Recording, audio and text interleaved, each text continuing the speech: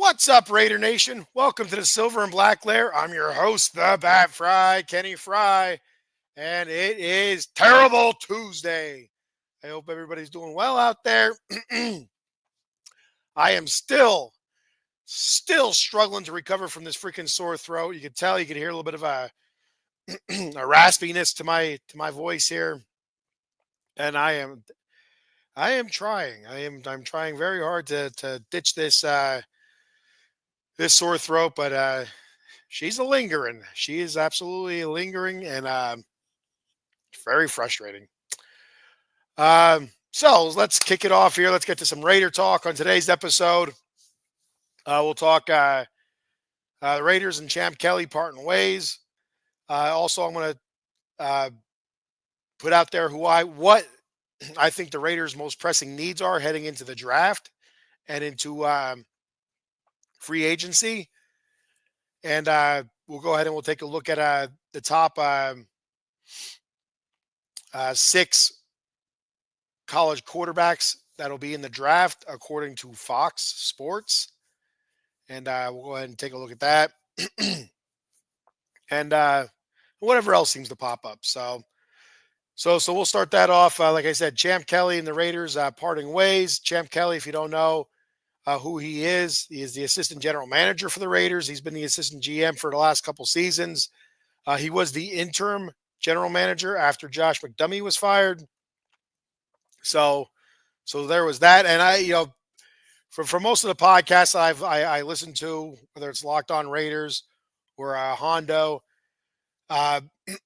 they always said Champ Kelly is going to be the next great GM in the league. It just it takes time for them for somebody like him to ascend to that job, and unfortunately, it's not with the Raiders.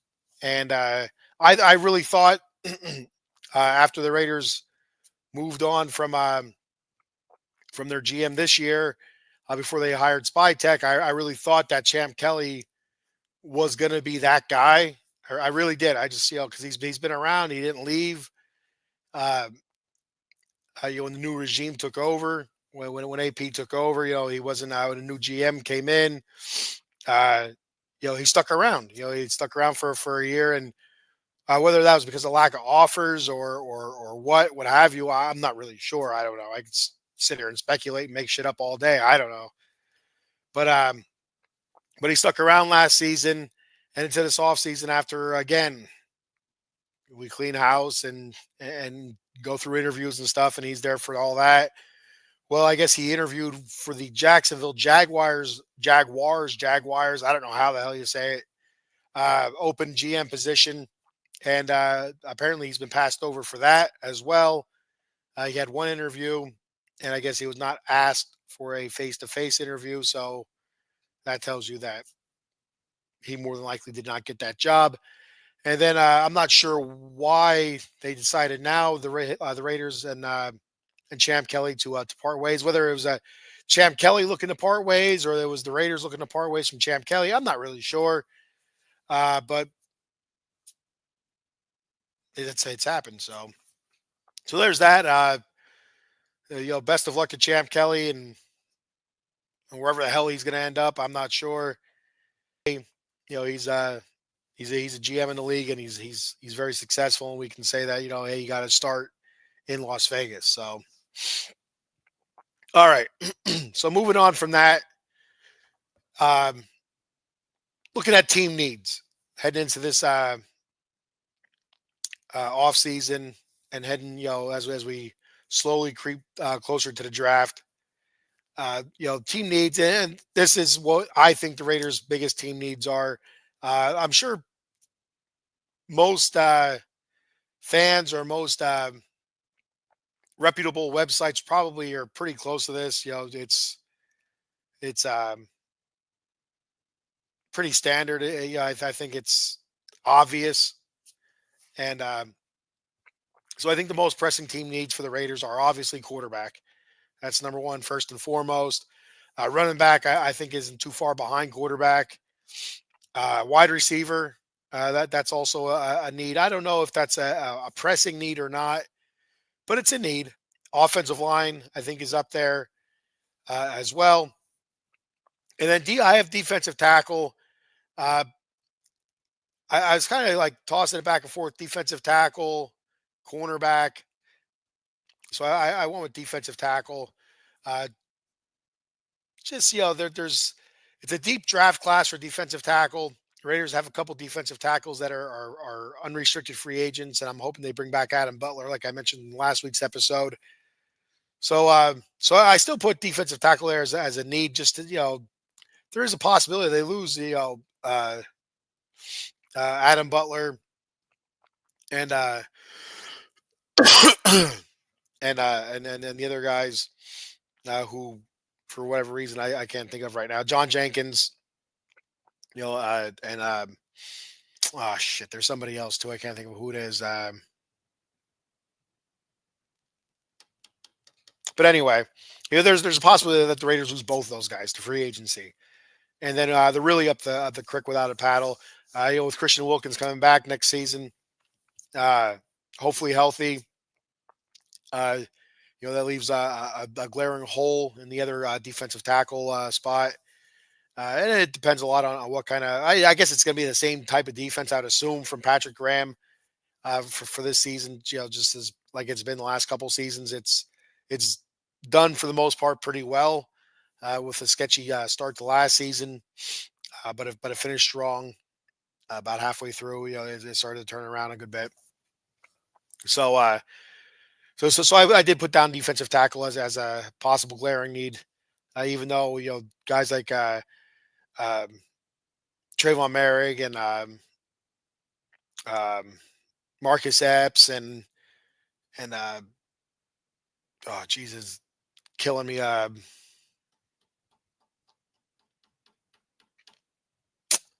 can't think of his name. Go back and take a look here real quick. I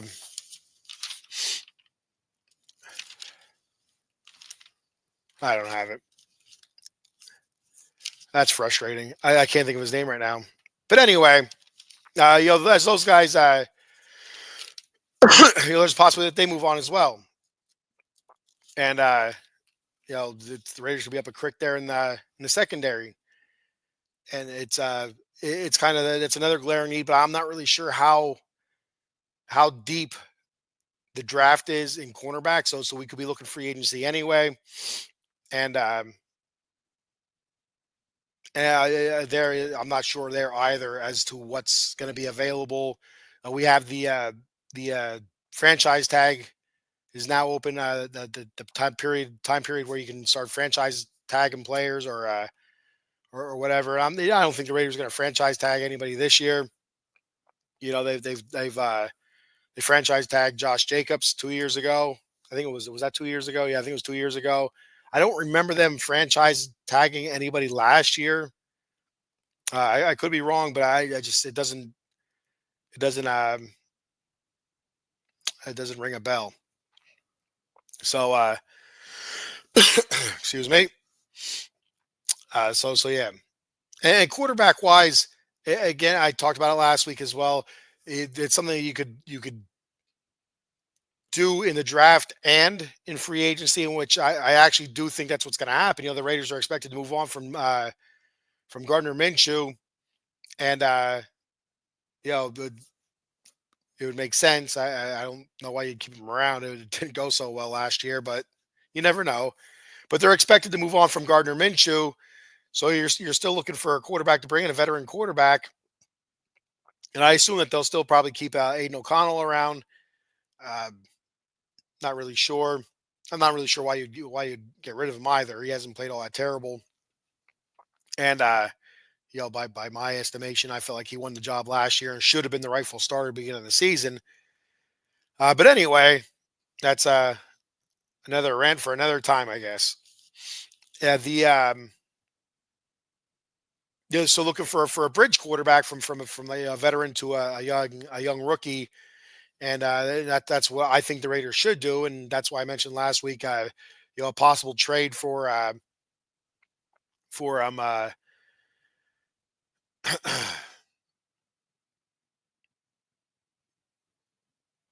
oh Jesus Christ, I'm telling you what, I'm so scattered right now, I can't even think of his name. the Rams quarterback. I can't think of his name right now because I keep thinking of Sam Darnold, and I don't want Sam Darnold. Uh, Sam Darnold had a great season. He really did, and I just don't have the confidence in Sam Darnold. You look at his full career, and it's been mostly down. Right? This season was the first great season he had. Now, is that because of the scheme that he was in, the players that were surrounding him? Uh, I don't know. And you always think about the last impression made is the one that most people remember, and his last game played in the playoffs, so didn't go so well. Uh, so you kind of look at that, and, was it just a fluke? It kind of stinks to have your whole season tainted by one game at the end of the season, but that happens from time to time. That happens a good bit. So, and so but that's one guy that I don't think the Raiders should go after. It's gonna cost a ton of money, uh, to sign him, and and two, I just don't trust him. I don't trust him, and that's just my thought there. And I mentioned Aaron Rodgers. That's one that a lot of Raider fans probably don't want to hear about because of the drama, the goofiness or whatever seems to be following him around. Um, at least the last couple seasons, he's gotten really, really weird. Ever since I guess even before COVID, but it seems like COVID is right where uh, is when he started getting like really just goofy, just like a sideshow almost, where it's been more about political or more about off-season antics than it has been on-field product. So there's that, and it's Matthew Stafford, who I was thinking if I looked it up. As soon as I seen his goofy ass face, I remembered his name. But but I wouldn't mind the Raiders trading for Matt Stafford, and I don't know what his contract looks like right now or what the cost is, but having him for a year or two, 2 years, I think would be optimal, and bringing in a young quarterback, especially if you can't get a one of the top two quarterbacks, which is Shadur Sanders or Cam Ward, early in the draft. If you can't get one of those guys and you decide to draft later, second, third, or fourth round, that quarterback should sit. He should sit for a season or two. I know Pete Carroll's contract was a 3 years with a fourth year option, so uh, he doesn't have a whole lot of time, but he does have some time. Let that rookie sit for at least a season, and see where we're at then. It's not a terrible idea, I don't think. Anyway, that's just my opinion. But Matt Stafford or like I said, an Aaron Rodgers, Jameis Winston, sign him for a 2 year contract, 1 year, 2 year contract, and see how that goes. And again, draft a young quarterback. But some of these young quarterbacks, I'm going to talk about here in a second. Uh, they have had impressive seasons, especially this past season. And I know who I like, and I'm sure everybody has a different opinion on it. So looking at according to Fox Sports, this is where I got my information from on this. I'm not a big college guy. I don't watch a whole lot of college football. When I do, I'm just watching just to watch a game. I really don't know who's who or what have you. And got a hair in my eye. It's killing me. I'm all over the freaking place here. I wish I could just hit the damn reset button, start this all over, and get my shit together. But it's just not going to happen. I'm already 15 minutes into this, and we're going good or bad. We're pushing through this. We're pushing through this. So anyway, so this is what Fox has, Fox News, and or Fox Sports as your top six quarterbacks, where they're projected to go and stuff like that. They have Shadur Sanders as the top number one overall rated quarterback in this draft class. Uh, 50 starts under his belt. Out of these top six, by far the most experienced quarterback. 23 years old, 6'2", 215 pounds, lean, athletic, uh, confident, cocky. There's a bunch of different ways you can look at it. It's it's easy to confuse sometimes confidence with cockiness, and it's a fine line. It really is a fine line, and he's on that line. And it depends on what lens you're looking through is how you view him. If you're looking at him through uh, well, oh, that's Prime's kid, and making all the great plays and stuff like that. You know, you're looking at him as a confident quarterback. With it with the flashiness afterwards and whatnot. If you're looking at him, like, oh, that's Deion Sanders kid, Mr. Showboat kind of thing. Well, then that rubs off on him. You see his antics, and you look at him as being cocky, arrogant, overconfident. So it really is. It's all opinion. It's how you view him. It's how you view his dad. Basically, that's how I look at it. It's how you view him is how you actually view his dad. If you think his dad is a great player, and you loved his confidence and his on field cockiness or uh, uh, antics, and then you love Shador. You love his flashiness, his confidence, his perceived cockiness.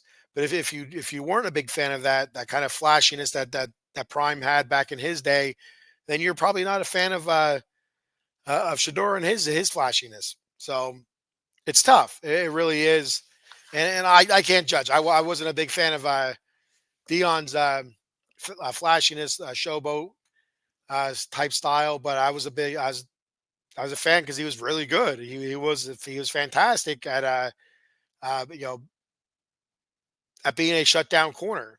Not a great tackler, or anything like that, but that's not what he was being paid for. And so I don't know Shador Sanders. I've seen him play, a little bit, and so I can't really judge him on that. I don't want to judge him on what his dad is or what his dad has done or whatever. It's just not fair. So uh so looking at him as just as a quarterback and nothing else, he can hit all the big time throws. He got a strong arm, very accurate, very cool in the pocket. He's been in a pro style offense under Pat Shermer, his former offensive coordinator there at Colorado. And according to Shermer, he's it. He's super accurate, can make all the plays, can read any defense, can lead a team, and just this is kind of the highest of regards. From almost everybody that's talked about him, expert wise. Not fan wise, but expert wise. It's just saying that he's the best quarterback prospect in the draft, and he can make all the big time plays, all the big time throws, and there's not too many weaknesses to his game. So, excuse me. Then there's Cam Ward out of Miami. Real quick on Shadur Sanders, he's completion percentage of 74%. He threw for 4,134 yards, 37 touchdowns, 10 interceptions. Didn't run a whole lot, so he's not really a running quarterback. He's a pocket passer that can move the pocket. Can work his way out of trouble, but he's looking to throw downfield. So, which I like. I like that. Yeah, I don't think you don't necessarily need a running quarterback. I mean, it helps. Obviously look at Lamar Jackson, but a quarterback that just can move the pocket, get out of trouble, but still keep his eyes downfield and still make the throw. So I'd rather have him keep his eyes downfield, make that 15-yard throw that turns into a 25-yard gain, than have him run 6, 7, 8 yards out of bounds or whatever, or trying to slide and you know rolling an ankle or something. I'd rather see the throw made. So moving the pocket, getting out of trouble, keeping your eyes downfield and making that pass is incredibly important. And from everything I've read, very accurate. So looking at Cam Ward, Completion percentage is 67.2%. He threw for 4,313 yards, 39 touchdowns, 7 interceptions from the University of Miami. Uh, Averaged 331.8 yards per game throwing, 57 57 starts. So he's actually the most experienced quarterback out of these quarterbacks. 22 years old, 6'2", 223 pounds. Good strong arm. He's accurate as well. Uh, the one thing about him is uh, he has that flair, that flair for dramatics, where under pressure, moving around in the pocket, stepping up under trouble, in the defensive lineman's grasp, and is able to work his way out of it, and just find like a one of those like circus type throws, or like a miracle type throw, where like, how the hell did he do that? Like, you see, Favre make all those kind of throws back in the his days, his prime time days, and as well as right now Patrick Mahomes. He makes a lot of those throws where like, how the hell did he do that? He breaks out of something and all of a sudden he flips it over, and it's a 20-yard gain. So it's something that Cam Ward is known for, and had a lot of great plays like that, but also had some bad plays, some interceptions, some negative plays with it. So you got to take that for what it is, for what it's worth. Um, and I seen Cam Ward play a little bit this season as well. He's looked great a lot of times, and there's some times in big games where uh, not so much. That could be the team around him. Miami being maybe a little bit overrated, or is it Cam Ward being a little bit overrated? Not sure. So there's that. But both those guys are projected first round picks, and that's not news to anybody. That appears to be the consensus. 1, 2, or Sanders 1, Ward 2, Ward 1, Sanders 2 of the top two quarterbacks to be going early in the draft. Not saying it's going to be the first overall pick or the second overall pick, but it's going to be they're going to be top 5 more than likely. So the Raiders picking at 6, they're going to have to figure out a way to move up. Next up, according to Fox Sports, was Jalen Milroe. Completion percentage is 64.3%, 2,844 yards passing, 16 touchdowns, 11 interceptions, 218.8 yards passing per game, 726 yards rushing, 25 starts under his belt, 22 years old, 6'2", 225 pounds. He's fast, strong, can make all the throws, very smart. He's a leader, but from everything I've heard from other podcasts or from reading articles, is that he lacks experience, or something. Like, a lot of people are saying he should return to school and stuff like that. So I'm not really sure. I didn't see Jalen Milroe play it at all. I didn't watch any Alabama football this year, and I feel like it was a down year for Alabama, even though they did almost make the college football playoffs uh, tournament, whatever the hell you want to call it. But just didn't feel like your typical Alabama year. So those guys that are usually in the spotlight weren't quite in the spotlight this year. And I did hear his name a good bit, but didn't really see him play at all. So I can't really comment on that. Just from what I heard, from what I read, a lot of people feel like he's not ready. So that could be one of those quarterbacks that you pick, late second, early third round, that could be a diamond in the rough. Sits for a season or two, and turns into a superstar, comes into his own. Who knows? But from what I was reading on Fox Sports, they're very high on him. They saying that he has the potential of being the best quarterback in the class, down the road. So there's that with Jalen Milroe. Kyle McCord out of Syracuse. He's projected to go second round. He had a completion percentage of 66%. He threw for 4,779 yards passing. I believe that led the nation in passing. 34 touchdowns, 12 interceptions, 367.6 yards per passing per game.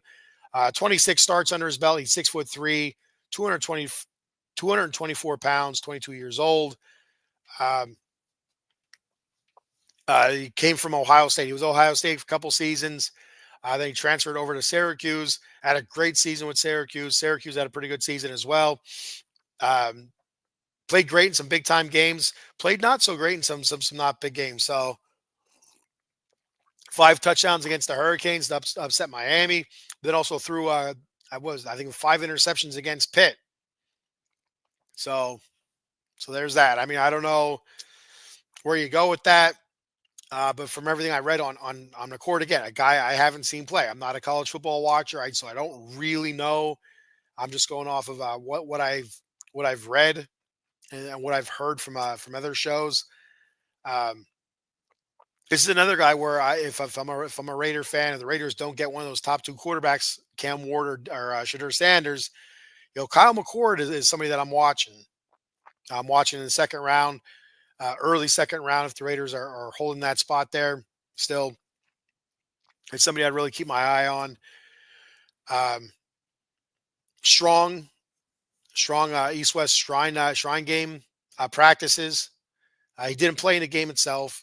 I did sit out for it, but he did get great practice, great showing there. So a lot of notoriety there. Very comfortable in the pocket, strong arm, and his one downside that I've read that I've heard about is that he gets a little bit shaky when under pressure. So he has the tendency just to kind of throw it up for grabs or just throw it in the middle of the field for anybody to take, or just kind of that blitz is on him, just quick release, and what happens. So that's a bit of a downfall for him. That's a name that I think we should keep our eye on, especially like I said, if we don't get a quarterback in the with our first pick, if we don't trade up or whatever, uh, him and the next guy I'm going to talk about are names that we should be keeping an eye on. Cowboy Dave checking in. What's up, brother? I hope you're doing well this fine Tuesday morning. Windy as all hell. It's freaking freezing here in Pennsylvania. Can't stand it. I hate the cold. Used to love the cold. I hate it. But anyway, so moving on from that, you can check Cowboy Dave out this Wednesday, 9:30 p.m. as Dem 215 Boys returns, talking Dallas Cowboy football with our man Paul and Cowboy Dave. So great to see those guys back on talking some Cowboy football and all the debauchery and debacle, uh, debacleness. I don't know what the hell kind of word I'm trying to make up here, but I made it up. That's been going on with the Cowboys. Um, so I'm sure they'll break it down pretty good there. Dave being the sweetness to Paul's sour. They're like those guys are like the Sour Patch Kids. First they're sour, then they're sweet. So you have Paul, he's the sour one, and you have Dave, he's the sweet one with the Cowboys. So when you're watching that, just think of that. They're like this. They're like Sour Patch Kids. So they're cutting up your homework and then they're trying to give you a hug. So the next quarterback, Jackson Dart, he's projected to be a second round pick. This is the guy that I like. Got to see him play a little bit this season. I thought he looked good. He looked the part. And from everything I read, he can be the part. 69.3% completion percentage. He threw for 4,279 yards this year, 29 touchdowns, 6 interceptions, 329.2 yards passing per game, 495 yards rushing as well, 35 starts under his belt. He's 21 years old, very young, 6'2", 226 pounds. Quick delivery, which I like. I like the quick delivery, back there. And he's, the old Dan Marino style, wham, just, up and gone. You don't want that big elongated throwing motion. And you just want that ball, the arm come up and just, slinging it. That's when it's done right, it's pretty to watch.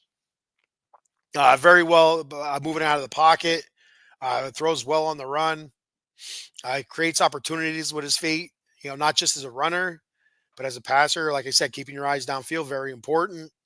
The one knock on him that I read here, according to Fox Sports, was that he was in a simple type offense where he didn't have to make too many reads. Usually it was your first read and that was it.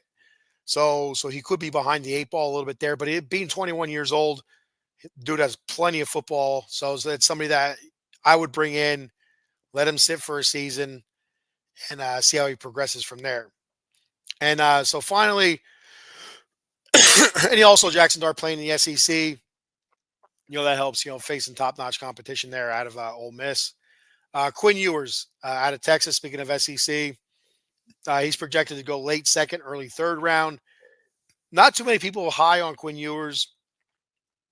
65.8% completion percentage, 3,472 yards passing, 31 touchdowns and 12 interceptions, 248 yards rushing, 36 starts under his belt. He's 22 years old, 6'2", 210 pounds. Very, very lean. Um, uh, Spindly looking kind of kid. So there's that. He has been injured over the last few seasons. Getting knocked around a little bit.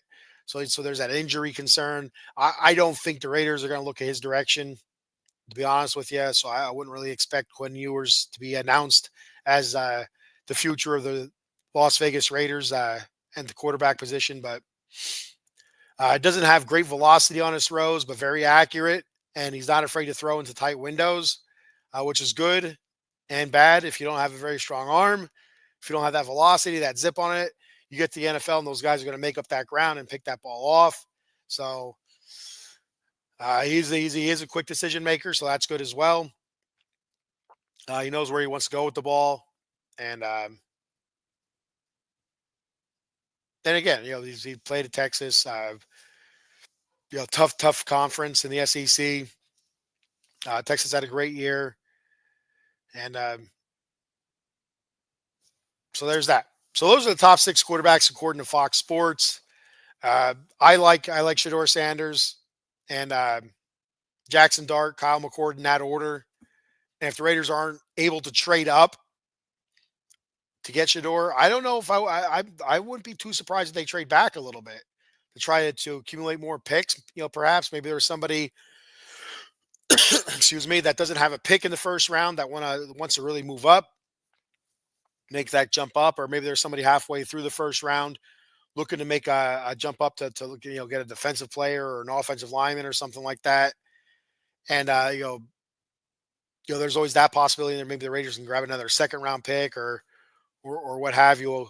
It's a bunch of different ways this can go for the Raiders. Sitting at the 6th spot. There is every opportunity they can trade up, but whether or not Sanders or Ward will still be there where they trade up to, that's the question. What are these teams going to do? What are the Giants going to do? What are the Browns going to do? With their crazy ass quarterback situation, it's you don't know. Tennessee Titans, just drafting a quarterback. Was it 2 seasons ago? The mayonnaise kid. So the one that puts mayonnaise in his coffee all the time. So it's going to be interesting to see how this shakes out. See how it shakes down. I can't imagine more than 2 quarterbacks going in the first 15 picks, the first 10 picks, first 5 picks. I couldn't imagine more than 2 quarterbacks going. Now, if you want to say in the first round, you could possibly see 3 or 4 quarterbacks going in the first round. Maybe late first round, maybe somebody trades up, trades their second round pick, and next year number 1 to move up late first round. To maybe grab a Jackson Dart or a Kyle McCord or Jalen Milroe or somebody like that. That there's always that possibility as well. But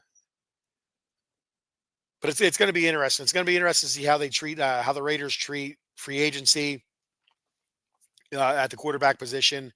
If they do go out there and get that veteran quarterback to be a bridge.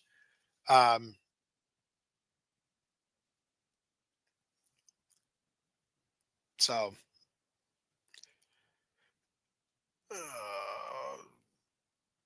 just trying to think here. Mariota was another name. I forgot his name last week. Marcus Mariota, that was another name that popped up. I brought him up last week as well because I couldn't remember his damn name. So I'm there, trying to be a podcaster and be a Google searcher all at the same time there. It wasn't going so well for me. But anyway, Marcus Mariota, that's a name I wouldn't be overly upset with seeing, pop up maybe for the Raiders. I say why not? Yeah, he does have he is familiar with Chip Kelly, and as a bridge quarterback, not as your future quarterback or whatever. He is only 31. Played with Washington last year. Um, I'm not sure if he's under contract still or not. Um, Marcus Mariota contract. Let's look that up here real quick. Um, no, yeah. So he's not he's a free agent now, and so his name did pop up, and I think that'd be pretty neat to see him come back to the silver and black. He was here for what was it, I think 2 seasons or something, and he had a couple splashy plays, and then he got hurt. What was it, that one? Was there a run that he had? And he ended up getting hurt on that run. It was a big run. I think it was 2 seasons ago. They were running him in as a so kind of like a gimmick quarterback. You didn't know if he was going to run or if he was going to throw, kind of thing. But it was neat to have. So yeah.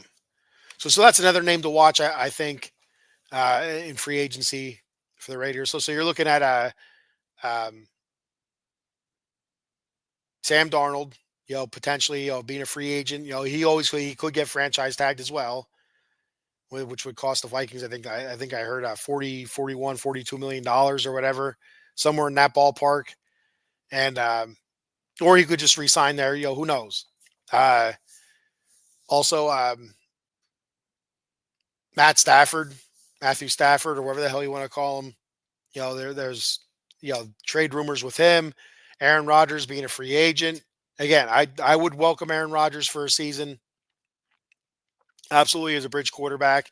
He said he's willing to mentor a young quarterback. So there's that willingness. Um, I mentioned Jameis Winston. I think that'd be interesting as well. Did he? So there's times he looks really, really good, and then there's times he looks really, really bad. So you kind of you know hope for the best with Winston. So that's a couple more names out there.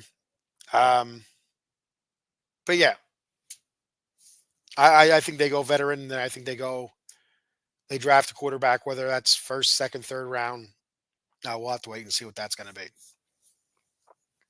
All right. So my team needs for the Raiders, I think it's quarterback. That's obviously number one. I think running back definitely is number two. Then I go O line, wide receiver, defensive tackle, and cornerback. So that's where I go there. Uh, Next week, I'll talk a little bit more about the running backs. We'll look at free agent running backs, and we'll look at the running backs in the draft. It's supposed to be a pretty deep running back class. Cowboy Dave says Rogers wearing the silver and black would be interesting. I think it would be. Again, Dave, like I said earlier, the only thing you don't like is the weirdness and the drama that he kind of brings with him. If you can get past that, then it'd be a lot of fun. Potentially be a lot of fun. Uh, he's obviously not looked very good with the Jets, but for an old quarterback, an aging quarterback that tore his Achilles, he came back the next season. I don't know what the Jets organization or the fan base was really expecting out of him. I don't know if they were expecting miracles out of him or what. I mean, it's not like it was a great roster either. So I don't know. And the Raiders aren't a great roster. So him coming here isn't meaning that he's going to have great success. Just because he's come, he would come to the silver and black. Uh, but I think another year removed from that Achilles injury probably could help some. So he wasn't totally himself last year. It takes time, especially like I said, for an aging quarterback to come back from an injury like that. From anybody, really, anybody coming back from an Achilles injury like that, it takes time, it takes patience. I can't see Rodgers and Carroll getting along. That's just me. I don't know. I don't know. I don't know enough about Pete Carroll's demeanor um, behind the scenes to really know, but I know he's that rah kind of coach. He's always amped up, and that is something that might rub Aaron Rodgers the wrong way, and then in return it would rub Pete Carroll the wrong way. That is something to look at, how Pete Carroll and Aaron Rodgers would mesh. And that's why everybody's always saying, Russell Wilson, would be a good fit with the Raiders because of his experience with Pete Carroll. But you remember they did have a falling out as well. That's kind of why, uh, that's how Russ ended up in Denver. He wasn't feeling it anymore in Seattle, and Seattle wasn't feeling him anymore. And he and Pete kind of had a falling out. And from everything I've heard or read, that they kind of buried the hatchet, and that's that. But I'm not a big um, Russell Wilson fan. So I don't know. If they signed Russell Wilson to a 1 year deal, I'd be fine with that. But if they come out there and they say, oh, we're gonna, Russell Wilson, they have a 3 year deal, and this, that, and the other, it's like, oh man, I think that would get under my skin a little bit. But again, I'm not a professional. They get paid lots of money. I do not get paid any money to do this. So kind of just trust their judgment and go with it. So, all right. So that's all I have to say about that. Um, and that's pretty much all I got for today's show. Before I duck out of here, got a couple things. Be sure to follow us here on Out of the Box Sports at OOT Box Sports on YouTube and X. Be sure to follow and subscribe to that YouTube channel and on X. You can check me out on YouTube at the Batcave _ OOTBSE. I appreciate if you subscribe to that channel. On X, SB _ Lair _ OOTBE on X. I appreciate a follow. I follow back. And you want to help me out, head on over to W Energy at www.w.gg. Use my promo code the Batcave for 10% off your order. W Energy drinks. Again, I said it on here a couple times. I like it. I dig the stuff. I think it's really good. It's a jitterless energy drink, made from coffee fruit extract, natural ingredients. It's really good. Yeah, you have to try. Like there's sampler packs on there. So if you're like, I don't want to dive in head first to this stuff until I try like some sort of sample. They do have a sampler pack where you can get, I think it's like 3 different flavors, and I think 6 packs or something like that, and a shaker. So you can always select that. Use my promo code the Batcave, all one word, and get to 10% off of that. Or if you just want to dive right in, say, you know what, I'm going to pick a flavor and go with it, you could do that too. So by all means, check it out. Check them out. W Energy Drink at www.w.gg, and use my promo code the Batcave, all one word, for 10% off your order. I got a couple more comments here. Actually, one more comment from Cowboy Dave. I love the Raiders tight end. Bowers kid is really good. Yeah, he is really good. So hopefully they pair him up with a really good quarterback. And again, he didn't have a really good quarterback last year. Minshew, wasn't all that great. AOC, Aiden O'Connell, he was okay. I'm not gonna say he was great. He was okay. I feel like he was better than Minshew, but imagine if he had actually had a great quarterback. So, the sky's the limit for that kid. So hopefully they can pair him up with a really good quarterback for years to come. That'd be a bonus. All right. So you can also check out our boy Jason Fine, attorney Big Al. You can reach Big Al at 1-800-HURT-123. That's 1-800-HURT-123. Jason Fine specializes in motor vehicle accidents, slip and fall, workman's comp, and personal injury claims. He has 3 office locations conveniently located throughout Pennsylvania and New Jersey. His office in New Jersey is located in Cherry Hill on 3 Greensward Lane. The phone number there is 856-209-5258. And he has two offices in Pennsylvania, one on the east side and one on the west side. The one on the west side is in Pittsburgh on 500 Grant Street, Suite 2900. The phone number there is 412-365-8151. And the one on the east side is in Philly, located at 1628 JFK Boulevard, Suite 2120. The phone number there is 267-888-2980. That's our boy Jason Fine, attorney Big Al. Be sure to let him know Out of the Box Sports sent you, and he'll hook you up with a great deal. So drop that name, right? Drop it. We got our schedule this week coming up. We have tonight, you have Commanders Gridiron at 8:30 p.m. Talking Washington Commanders football. Part-time Marks, 10:30 p.m. tonight. Talking wrestling, talking Raw and NXT. I'll be live again tomorrow morning. The Bat Cave, talking New York Mets football or baseball, talking New York Mets baseball. Hopefully they're not playing football this year. We'll be in trouble. That's at 9 a.m. tomorrow with the Bat Cave. Dem 215 boys talking Dallas Cowboy football tomorrow night, 9:30 p.m. Thursday, around the NFL at 7 p.m. Now, here on the schedule, it says Silver and Black, LA Kings at 9 a.m. Thursday. That's been moved to Friday, noon, as I'll have a special guest. I'll have Connor Doyle on with me. I don't have a clip, share page here of him. But anyway, I'll share it on X, and you'll be sure to check that show out this Friday as I have Connor Doyle on the show. He's a co-editor at the Hockey News, LA Kings beat writer kind of thing. So be sure to check that out. Really smart dude. He knows his LA Kings inside and out. So I'm interested I'm excited to pick his brain and interested to see what he's going to say.